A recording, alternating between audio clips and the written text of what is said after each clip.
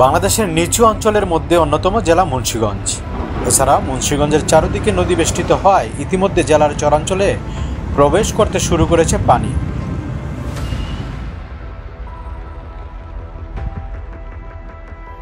প্রতিনিয়ত বাড়ছে পানি। গত 2 দিনে 2 ফিটের অধিক পানি বেড়েছে বলে জানিয়েছেন চরাঞ্চলবাসী। ইতিমধ্যে বাংলাদেশের 9টি জেলায় বন্যা ভয়াবহ রূপ ধারণ করেছে। মুন্সিগঞ্জের চারপাশ থেকে নদী বেষ্টিত হওয়ায় বন্যার খবরে আতঙ্কিত ছড়াচ্ছে এখানেও।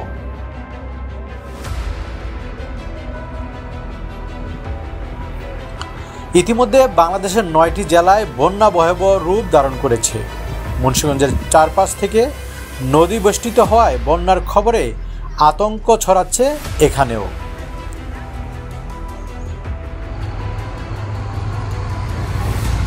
মুন্সিগঞ্জে গতকাল বৃহস্পতিবার 22 আগস্ট ভোররাতে ভারী বর্ষণ হয়েছে। সকাল হতে গুড়ি গুড়ি বৃষ্টিপাত হলেও বেলা 12টা হতে মুষলধার বৃষ্টি শুরু হয়েছে।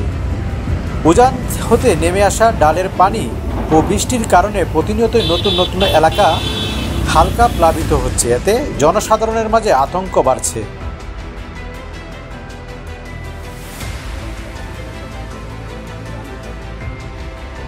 তবে এ বিষয়ে পানি উন্নয়ন বোর্ড মুন্সিগঞ্জ অধিদপ্তর জানিয়েছে, মুন্সিগঞ্জে এখনও বন্যা দেখা দেয়নি। বৃহস্পতিবার দুপুর পর্যন্ত পদ্মার পানি বিপদ সীমা থেকে 70 সেন্টিমিটার নিচে রয়েছে।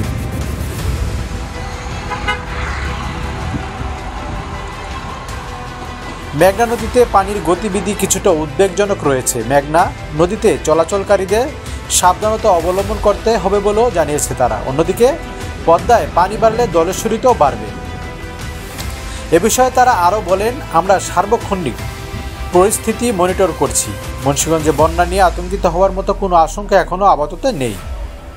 এরপরও প্রতি মুহূর্তে আমরা আপডেট জানাবো।